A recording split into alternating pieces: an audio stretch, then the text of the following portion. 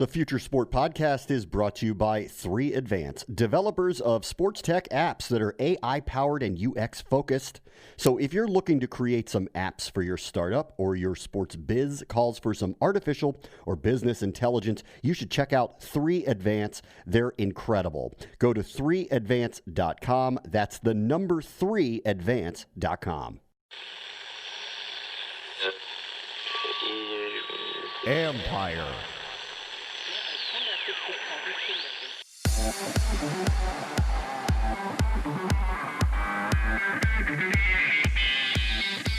Let's talk about the media before and after a pandemic. Yeah, I think that we wanted to build a really strong foundation and build a platform that hopefully over time could support multiple content. We definitely didn't think that we'd be sitting here 8 years later with as many brands and opportunities that we have today. That's Rich Routman, president of Minute Media, as the shutdown offers an opportunity to grab a lot of attention. This is the Future Sport Podcast. I'm Bram Weinstein.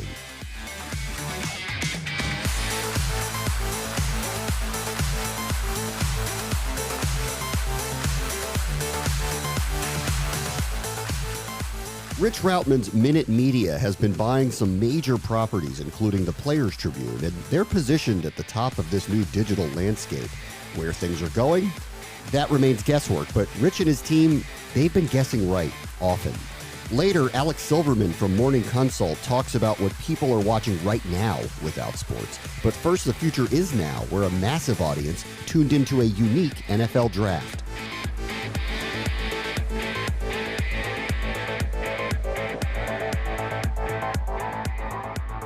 So over the weekend, we had live sports, not the kind where there's going to be a score taken unless you're going to put draft grades on what happened with the NFL, but certainly sports as a communal experience was back, but in a very strange way. There was a virtual NFL draft with Roger Goodell making picks from his basement and checking Zoom calls from around the country as picks found out where they would end up. Before the draft happened, Gary Gramling of Sports Illustrated wrote a piece called Zoom Bombs, Bad Passwords, and a Big Target, Why the NFL Draft Season is Ripe to be Hacked. So here we are with the draft over, Gary, and your review of them getting hacked is what? Certainly the broadcast went off without a hitch, which we kind of suspected. I had spoken to some folks over at ESPN, and their message was kind of, hey, yes, we have some challenges here. There are fewer engineers in the building. We're setting up some of these remote locations with as limited human interaction as we can do. But they kind of said the security apparatus for them is in there 24/7, 365. That's what they do. They gather information and they put it out there. What I'll be curious to find out over the next couple of weeks. I know this sounds like a total cop-out answer, but the real risk of hacking was team versus team, and we can get into it a little bit. But quite frankly, it is really difficult to get caught if you. If you do so, you really should not get caught. Unless you trip yourself up or do something stupid, you shouldn't get caught. What was the specific concern here, team to team, in terms of potentially having internal information stolen? So I should say, when I started out on this, I was picturing like, hey, this is a multi-billion-dollar business. Of course someone's going to try and get this information, get someone's draft board, hold it hostage, or just hold it up like a trophy. It'll be just like an episode of Mr. Robot or something like that. When I talked to security experts, they tended to say the real risk is going to be, when you're looking within various industries, the risk is always competitors sort of going after each other, and then whether it's steamed onto a conference call or so someone hasn't properly protected their shared Google Doc. They think it's private and it's not private, stuff like that. And they said, basically it's going to be those competitors, which in this case is the other teams, and essentially what you will see is because let's say hypothetically, and I have no information on either of these teams being perpetrators or victims. But let's say the Buffalo Bills have decided they're going to hack the New England Patriots. They want some of that Patriots information. They don't have to do anything else with that information. They just gather that information. They're not then trying to find someone to buy it, or saying, hey, Patriots, give us, 8 draft picks, or we're going to release this to the public, or anything like that. They just take that information, and now it is theirs, and that is very valuable to them, without having to sort of be that middleman or search for that way to monetize it in some way. Right. So we're not talking about ransomware. I mean, this is just proprietary information that a competitor would want to know. This happened in baseball a couple of years ago with the Cardinals and the Astros, where some information was taken from one organization from the other. It actually ended up with a prison sentence for one of the people in the scouting departments that were involved in that. Let me ask it this way, though. Why was this particularly different? Obviously, this was an unusual event, and there are all of these different league executives and team executives that are working out of their house instead of a facility. Why did that make that more ripe for the possibility of something like that happening? The biggest risk of being a hacking victim is human error. We saw the Zoom stuff. Zoom obviously had a lot of security issues to patch up, and they're still, to this day, kind of scrambling to do so. But when it comes down to it, it is user error, and quite frankly, Zoom kind of plays into that, because Zoom is a very simplified, user-friendly platform. That doesn't necessarily mean it's more susceptible to hacks, but in this case, it kind of was. So essentially, you have a bunch of guys around the league. A lot of us, even if you don't work in tech, if you work a desk job, you're in front of a screen all day. You're whatever. You're on your phone. NFL coaches, especially the coaches. I mean, they are out on the field. They're on the grease board. Obviously they have some interaction with tech. It's absurd to think that they're all they're all sort of hunkered down, writing stuff on pen and paper and that sort of thing. But these are people who are absolutely not tech savvy in any way, and quite frankly, those are the people who are most likely to trip up. And even if you go through front offices, I mean, some are better than others, but when it comes down to it, and again, I'll pick Belichick as the hypothetical here.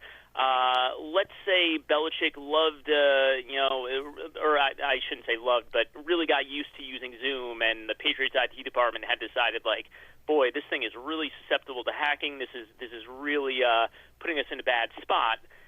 Someone go to Bill Belichick and tell him he's going to have to learn a new program 3 weeks before the draft or whatever it is, and Bill Belichick is he's a flexible guy. Maybe he's a good sport about it, but there's a very good chance he's going to say, I'm not doing that. Go away. And considering he used his dog to make a draft pick in the middle of the draft, I'm going to guess that go away was probably the answer he gave.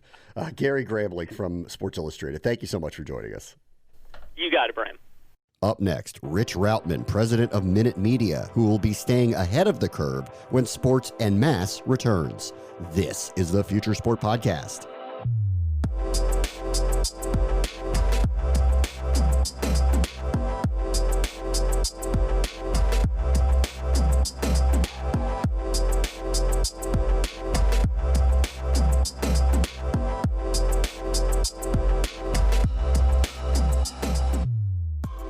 Bored in the house?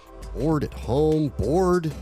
Well, here is something you can do. Make yourself feel fresh with our sponsor today, Manscaped. Manscaped promotes clean hygiene when it comes to taking care of that sensitive area thanks to their Lawnmower 3.0. Manscaped, it's the only men's brand dedicated to below-the-waist grooming. The Perfect Package 3.0 kit comes with the new and improved Lawnmower 3.0. It's waterproof, cordless body trimmer, and a ton of other liquid formulations to round out your manscaping routine. I'll tell you a little bit about the bath and shower gel. Smells amazing. I love that. Subscribe to the Perfect Package and get your new replacement blade refill for your lawnmower trimmer delivered to your door every 3 months, making sure your trimmer always stays fresh and clean. And for a limited time, subscribers get not one but 2 free gifts: the Shed Travel Bag, which is a $39 value, and a patented high-performance anti-chafing Manscaped Boxer Brief. This is the perfect package for your perfect package. Get 20% off and free shipping with the code FUTURE at manscaped.com. That's 20% off and free shipping with the code FUTURE at manscaped.com. 20% off free shipping at manscaped.com. Use the code FUTURE. Our guest this week is the president of Minute Media, Rich Routman. They have done a number of acquisitions. They are one of the leading platforms in sports content and digital technology. Hey, Rich, how are you? Thanks for joining us. Hey, how you doing? Great to be here. Thanks for having me. Hey, I'll get into all the acquisitions that have been going on. You guys have made a lot of news with the Players Tribune and Fansided and things like that. But on the day that we're taping, we're both in our houses. We're locked up. There is no sports really to speak of. What do you make of what's going on in our world, the content world, and the world itself right now? Oh man, that's a pretty loaded question. I think that there's the personal elements to it and the professional elements. I would say on a personal sense, I mean, it's the health and well-being of our families and our friends, and obviously the people we work with and everyone we know is really important, and making sure that we take care of that first and foremost. On the professional side of things, clearly the market is experiencing a slowdown that's a result of the impact of no live sports being on television, of the Olympics canceling, of NBA finals getting postponed, of the looming information around NFL season. And I think as a sports publisher, not just around U.S. sports, but soccer globally and otherwise, I think we've had to take I wouldn't say a bit of a pause. We've also had to think about where are the areas that we can contribute content that would be really interesting to our users in some way, shape, or form, hopefully is an uplifting message. A lot of the stuff we're doing with the Players Tribune now focused around athletes and their daily routines, some of the cabin fever they're experiencing, letters to their cities, and even, philanthropic opportunities for the company, I think, are all the things that we're looking at right now. But it's an opportunity to get focused. It's an opportunity to kind of think outside the box. And hopefully some of the stuff we've been putting out lately is a reflection of just those things. Yeah, the Players Tribune seems like a perfect avenue for the players to have their voices heard while they're waiting for their seasons to resume, which hopefully one of these days will be soon.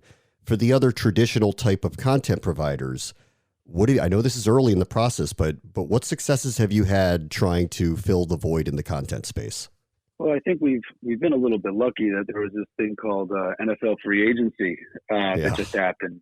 And, guys like Tom Brady moving to other teams, a number of big free agent wide receivers and various others. So there still is a ton to cover, despite the fact that live sports doesn't exist today. That being said, some of that around free agency and otherwise is going to die down.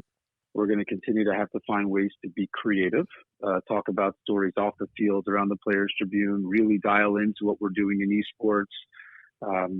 There's a looming, there's possible news around the EPL season resuming. So I think that for us, we definitely have our hands full. We have our hands full across 13 languages.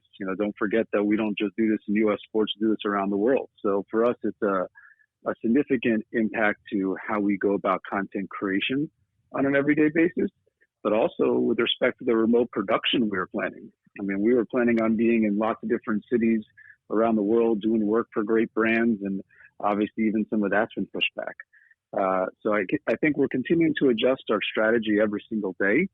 We're asking our content team to be as creative as possible during a really challenging time, and to really think through the lens of what would they want to be hearing about as a human right now.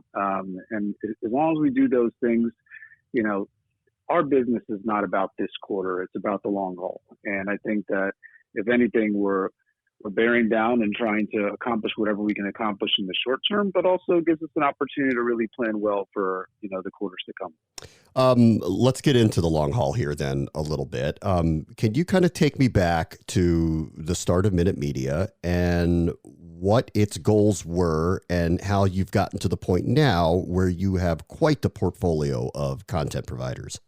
Yeah, I think at the start of Minute Media, we definitely were not as aspirational as maybe we are today. At the start of Minute Media, we wanted to build a technology platform that addressed the kind of changing needs of the newsroom. The fact that there was going to be a lot more external content creators than internal, the ability to do that across multiple languages and formats, the ability to do it across multiple connection speeds and have an experience work in Brazil in the same fashion as you work in the U.S. So for the initial goings of the business was really about building the technology that could enable an entry for us into the publishing space. Since then, on the heels of building out what we think is great technology, we launched our first brand in 90 Min. We had a bunch of really good successes and obviously some challenges along the way. It's not easy to build these things from scratch. We ventured into esports.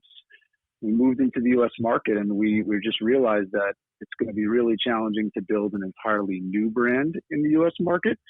So the lens that we approached the U.S. market was through acquisition. Thankfully, the business was healthy enough at that time for us to be looking at ways to grow non-organically. And since then, we've done a number of acquisitions, most recently with the Players Tribune and Fansided.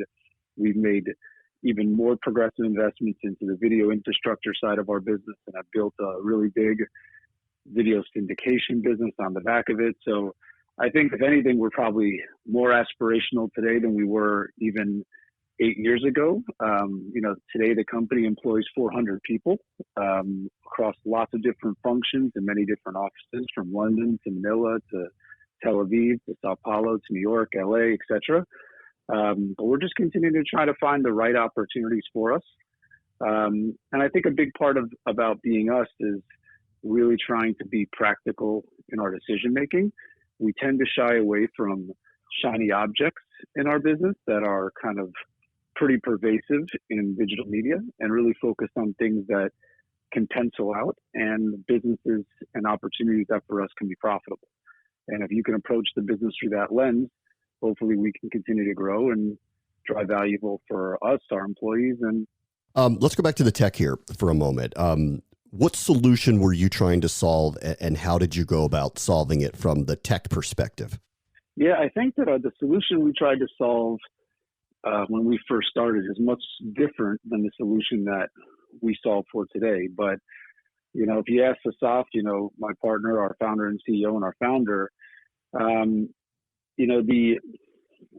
we first got the business going, there was this business called Bleacher Report that was just coming up, and they were proving that, fan content creators could be really interesting. And the whole vantage point that we wanted to address at that time was building a technology platform that allowed for these fan content creators to build really great stuff with the right layers of curation and editorial management. So for us, it was initially enabling fan content creators around the world to still create and distribute great stuff. Obviously, that has changed for us over a long period of time. I mean, almost over 80% of our content across all of our brands now is done by full-time employees of the business. But initially, it was set up to create tools for fans to become content creators. Obviously, the technology has progressed a lot over the years. I mean, if I were giving you the corollary, I mean, if you're a publishing business today, you probably run your site on WordPress or Drupal. You may have Chartbeat for analytics around what's trending, use different types of SEO technologies, maybe JW or Brightcove as your video solution, Social Flow for social analytics, lots of different distribution tools and experiences for Apple News and Flipboard and various others. If you really take our technology and make it really simple, it's all of those on a single platform, from the creation of the written word to the creation of video to distribution across every possible channel, through a single dashboard that allows both the content people but also our distribution teams to really rely behind. So it's an efficiency opportunity for businesses that I think, from our standpoint, you shouldn't have to work with 15 different technology vendors. And in our business, we only have to work with one, and that's us. Did it pivot to you wanted to have the portfolio of acquisitions like Players Tribune? I guess what I'm asking is, initially, did you look at the business as, we're going to build this tech and we're going to supply it to all these content providers? Yeah, I think that we wanted to build a really strong foundation and build a platform that hopefully over time could support multiple content businesses. We definitely didn't think that we'd be sitting here 8 years later with as many brands and opportunities as we have today. But we thought if we got the plumbing right, and I think that having been part of a number of startups before in the past, I think if you have the right product and you have the right investors, you pretty much can make anything happen. So from our standpoint, that's how we've approached the business. It was getting the product right, getting the technology foundation. And then as we kind of look at M&A opportunities, a big expense for publishing businesses, technology side, and a lot of them can't afford to make that capital expense, that R&D investment. And we have a 100-person team in Tel Aviv with probably 70 plus people in R&D, right? And most publishing business cannot afford to make that type of investment. But if we can shoulder that investment, and if we can provide that value to both our brands and to our B2B partners, we think that may be the nice secondary revenue stream that publishing businesses need to continue to thrive. So let's get into Players Tribune. Why were they attractive to you, and how did that relationship end up working out? Yeah, so again, still relatively new because the transaction only closed towards the tail end of last year. But I guess having spent the last 20 years in sports, the sports landscape continues to change. Rights are all over the place, and I think the two most valuable forms of intellectual property in sports are definitely live rights being number one, and athletes, being number two. And we definitely never wanted to be a competitor in the acquisition of live rights. It's not our business. It's not an area we wanted to move into.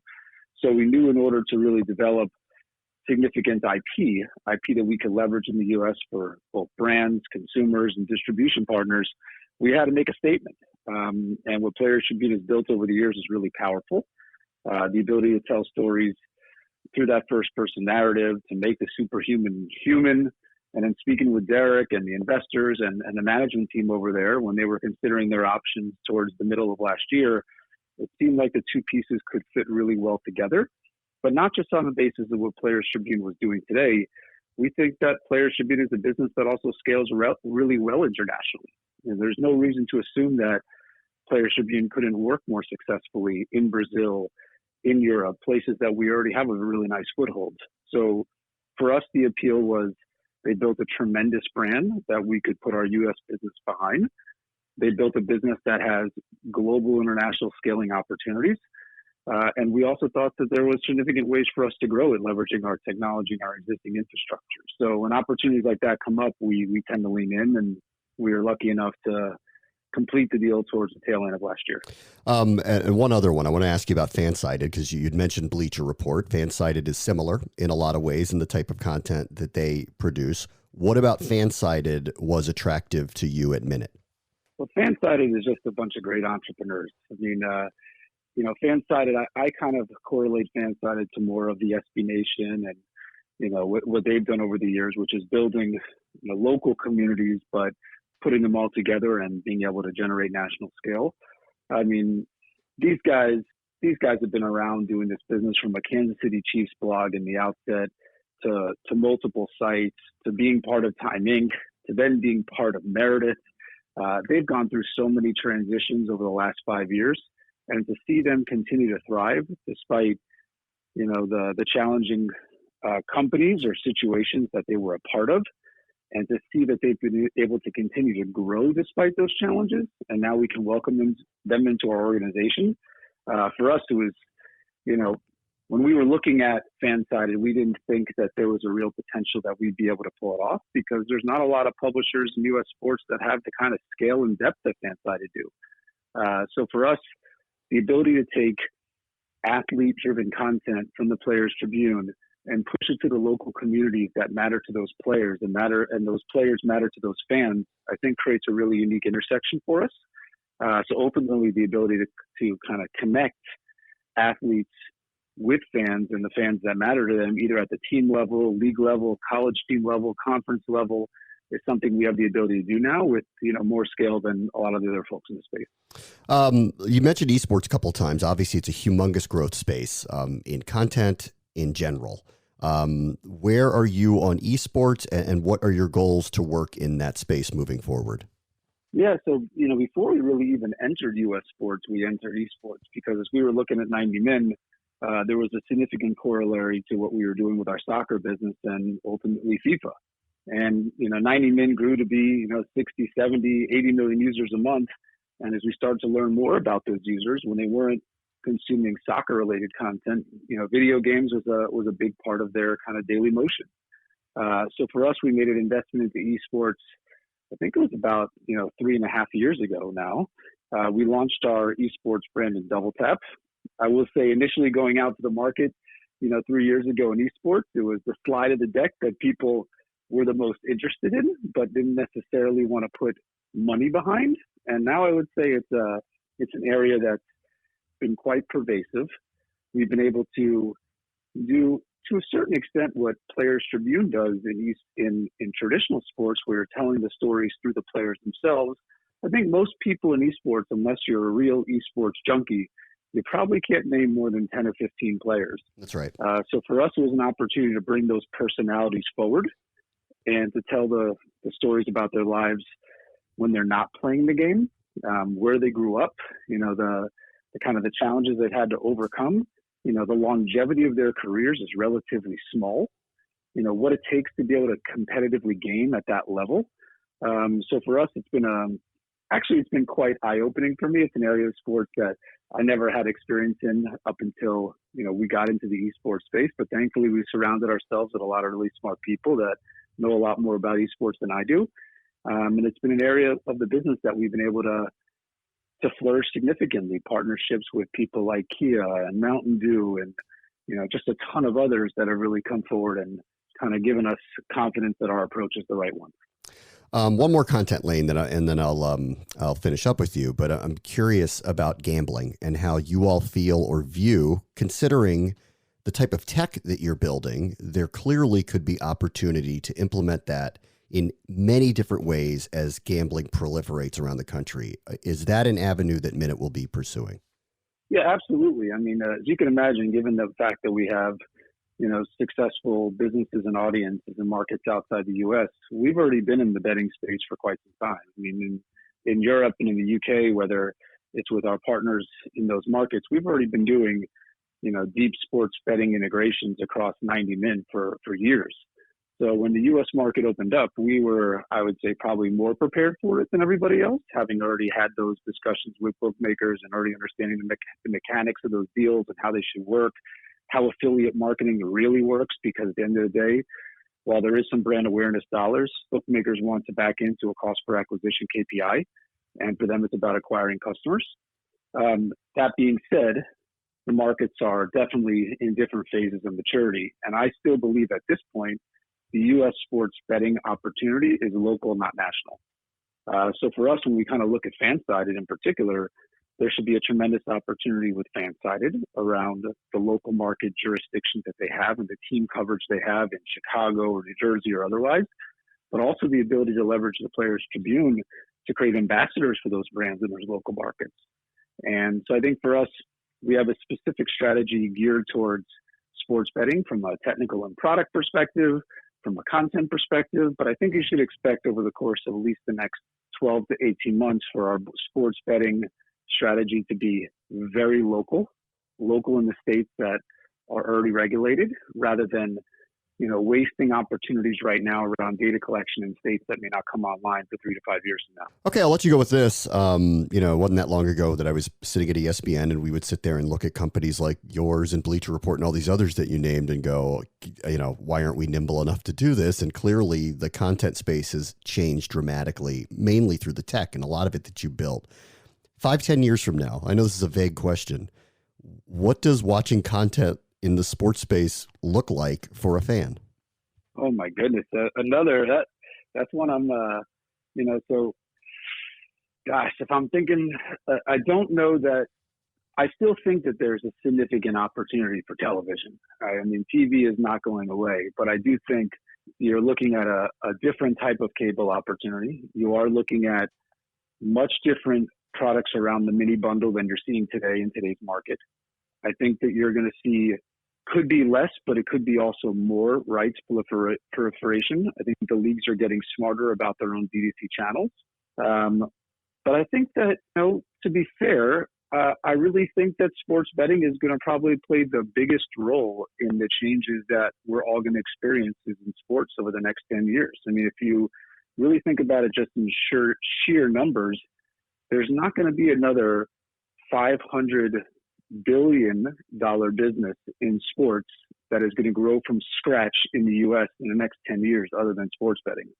So despite all the changes around live viewership and how you watch a game or what you do, the biggest impact and the biggest change that we're all going to experience as sports rights holders, sports marketers, sports consumers is going to be the influx of sports betting into the U.S. market. It presents far and away the biggest opportunity, and I think you're going to see experiences change as a result of it. You're going to see consumer habits change, and ultimately, I think it's also going to drive a ton of value for the leagues and all the companies that sit around them. Rich Routman is the president of Minute Media. I'd love to catch up with you in 5 years and see if you're right. Thank you so much for doing this today, Rich. All right, man. Nice talking to you. Stay safe and healthy, and look forward to talking to you again soon.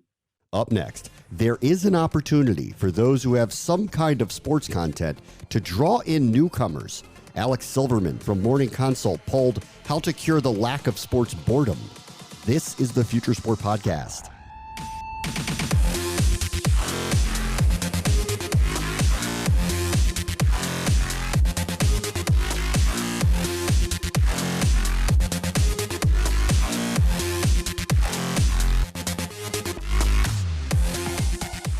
The Future Sport Podcast is brought to you by 3 Advance. So let's take a moment to thank our friends at 3 Advance. These guys are ranked one of the nation's top app developers. Their user experience and cloud expertise has helped grow a bunch of sports tech startups, including Team Builder, T-Box Tour, and in-game fantasy. So if you're looking for a development partner to bring your future sport tech to life, look these guys up.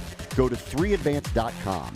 They're the team to make it happen, and advance you will. That's the number 3advance.com, and tell them Future Sport sent you.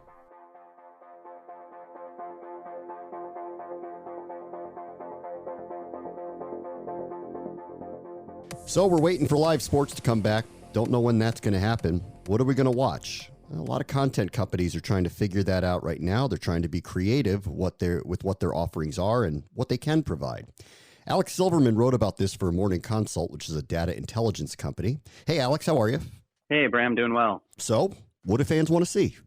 Well, we did some polling about a week into the sports shutdown about the sort of content that fans are interested in as alternatives to live sports, ranging from, things like sports documentaries, which were fairly popular, and, there's a decent amount of interest in as a replacement programming for live sports, to, obscure sports, which ESPN, has tried with their Ocho promotion, turning ESPN2 into ESPN Ocho and showing a day's worth of obscure sports. Those didn't poll quite as well. So the really interesting one, I think, is esports, which didn't poll particularly well, but perhaps one of the few bright spots from the last couple of weeks in sports was NASCAR's esports competition, which drew 900,000 viewers on Fox Sports 1. So the polling there, I guess, differs from what we're seeing, in real life. But, in a nutshell, our polling, shows that archival stuff, documentaries, classic games, seem to be, the most popular content that people are interested in. It is interesting because we've talked to a lot of esports companies that are talking about their particular version of it, which is League of Legends and games and that type of stuff. And let's put aside what NASCAR did and what some other local regionals are doing with trying to play out traditional games in the gaming method. I'm a bit surprised that esports hasn't done that transition yet, because the opportunity clearly is there. These competitions are going to continue, and they have new platforms to potentially be profiled, but it sounds like the traditional sportsman isn't quite ready for that opportunity yet. Yeah, it's interesting. I think that there's, I think with this NASCAR thing in particular, it really shows that there is potential interest for traditional sports fans in esports, but I think it might not be those, those esports that are popular among, the hardcore gamer set, like you said, your League of Legends, your Overwatch, your Counter-Strike, etc. But when you sort of take, the sports that we know and love, and present them virtually. There is potential, I think, for more interest. It's more accessible maybe for traditional sports fans. In addition to NASCAR, you've seen NBC Sports Washington, the regional sports network for the Wizards and Capitals, doing some simulations of the games that those teams would be playing right now if the seasons hadn't been suspended. So you're seeing sports leagues, traditional sports properties experiment with esports a bit. So to some level of success so far. What do you expect to see more of? Is it going to be documentaries? Are we going to see a lot of creativity around great games that people have rights to, whether it's CBS, NBC, ESPN? What's your expectation now that we've had a couple of weeks into this without live sports? Well, I think in terms of classic games, virtually every major sports property at this point has taken their archival, their libraries and open them up free of charge to fans, just to keep fans engaged with the sport and keep the sport top of mind. In terms of media companies and linear television networks in particular, they've started to do some interesting things with sort of themed presentations of classic games. I think ESPN's doing a night of classic home run derbies. They did some classic WrestleManias. And is doing classic opening days around what would have been opening day this past Thursday. So you're seeing a lot of that. I think I think you're seeing most of what can be done more or less with the classic games. In terms of documentaries, ESPN's been, I think, leveraging their library of 30 for 30s as much as they can, especially as a promotional / sales tool for their ESPN Plus streaming service, which in recent months they've spent so much on live rights to sort of bolster that service and make it a must-have for sports fans. All of a sudden, you don't have live sports to sell it with, but you can sell the complete collection of 30 for 30, which would cost you quite a bit of money to buy on DVD. So that's something that they've used to try and sell that service. And then I think in our polling we did see some interest in people following the sports news in terms of how coronavirus is impacting the sports world, what timetable might look like for getting sports back. So I think there's a certain level of interest in that. I just don't know that it's people necessarily sitting down to watch a whole episode of a Sports Center or a sports studio news show to get that information as much as maybe doing it online. I think we're all trying to figure it out, and I think we all have the same goal. Let's just get this stuff back, hopefully, in the near future. Alex Silverman from Morning Consult, thank you so much for joining us. Thanks so much, Bram. Appreciate it. That will do it for us this week. As always, the future is now. This is the Future Sport Podcast. I'm Bram Weinstein.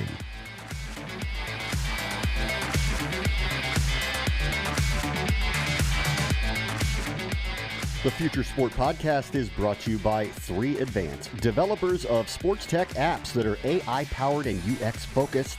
So if you're looking to create some apps for your startup or your sports biz calls for some artificial or business intelligence, you should check out 3 Advance. They're incredible. Go to 3advance.com. That's the number 3advance.com.